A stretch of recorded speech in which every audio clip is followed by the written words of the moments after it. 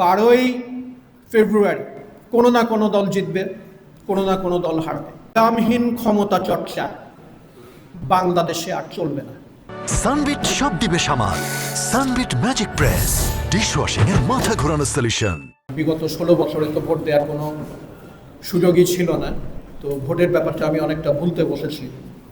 তো ব্যক্তিগতভাবে শুধু এটুকু আমি এখানে বলতে চাই যে প্রবাবলি যদি গণভোট এবং সেখানে হায়ের অপশনটা না থাকতো, আমি যে খুব ভোট দেওয়ার ব্যাপারে আগ্রহী হতাম তা না।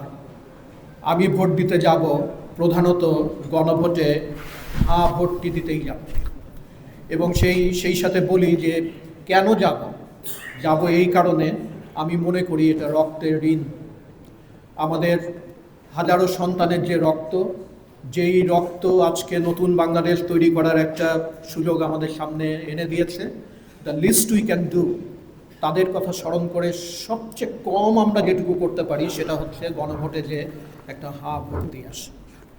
যত রকমের কথাই হোক না কেন, আসলে আমরা যদি 24শে জুলাই আগস্টের কথা স্মরণ করি, তাহলে এটাকে সামনে নিয়ে যাওয়ার জন্য সবচেয়ে গুরুত্বপূর্ণ জায়গাটাই হচ্ছে এই গণভোটের প্রশ্ন। গণভোটের কোনো মার্কা নেই, আমার নিজের মনের ভেতর, হৃদয়ের গভীরে গণভোটের একটা মার্কা আছে। সেই মার্কা হচ্ছে লাল, আমাদের সন্তানদের রক্তের চিহ্ন। কাজেই আমাদের ওই ভোট মানে সেই সন্তানদের রক্তের ঋণ শোধ করা। আমি এখানে শহীদ সাকিব আঞ্জুমের পিতাকে দেখতে পাচ্ছি। ওনাকে আমি যখনই দেখি, এর আগেও দু একটা অনুষ্ঠানে দেখেছি, তখনই আমার সেই দিন সাকিব আঞ্জুমের কথা মনে হয়।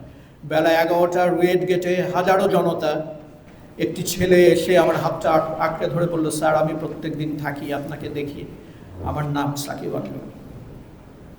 একটার দিকে যখন আমরা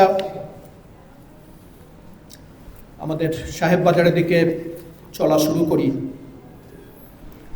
যখন গুলি শুরু হয়, তখন সাকিব আঞ্জুমের থেকে আমাদের দূরত্ব, আমাদের রেজিস্ট্রার সাহেব ওখানে ছিলেন, আমি বারবারই বলি 50 গজ না আর কি। হি ওয়াজ শট ইন দ্য শোল্ডার।